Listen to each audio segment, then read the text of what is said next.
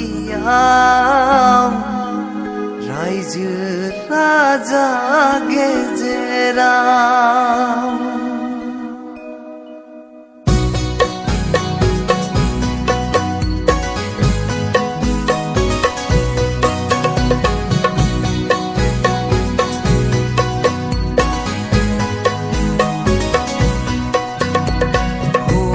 गोदान सफैगोन अननायखौबो आंनि बावगारगोन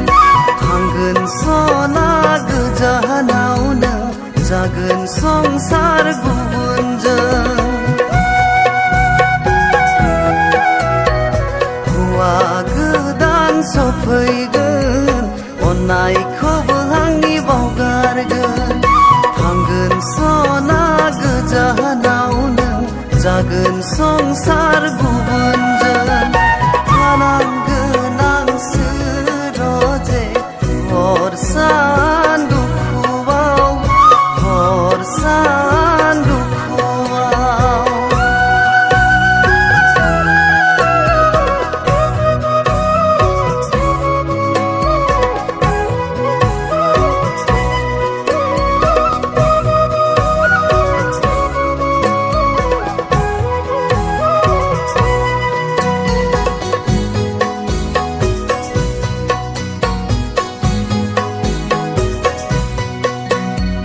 बेसेबां गोबावनि अननाय हागोन दा नों सानसेयावनो बावगारलांनो जोंनि अनलायनाय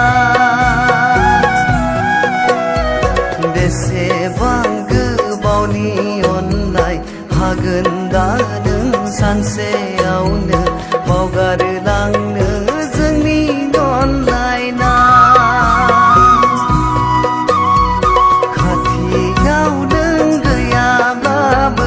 हाया नोंखौ बावगारलांनो गोसोखांबाय थागोन आं नोंखौ सना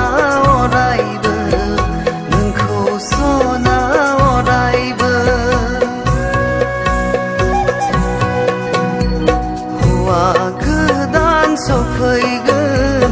अननायखौबो आंनि बावगारगोन थांगोन सना गोजानावनो जागोन संसार गुबुनजों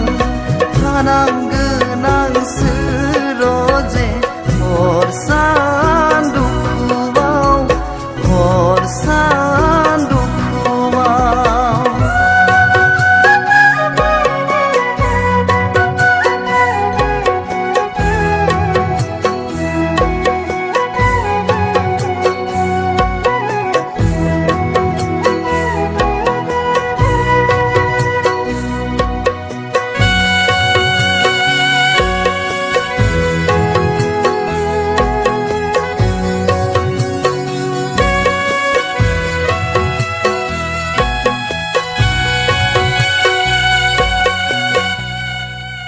हामारगोन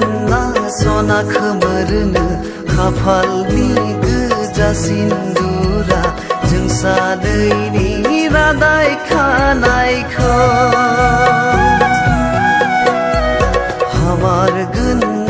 सना खोमोरनो खाफालनि गोजा सिन्दुरा जों सानैनि रादाय खानायखौ गोसोखाङोबा नोंखौ बुरखायगोन आं गोसोखौ बावगारलांनो नाजागोन आं जोंनि मोजां मोननायखौ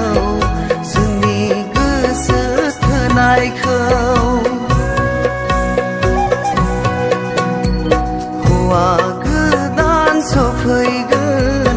अननायखौबो आंनि बावगारगोन थांगोन सना गोजानावनो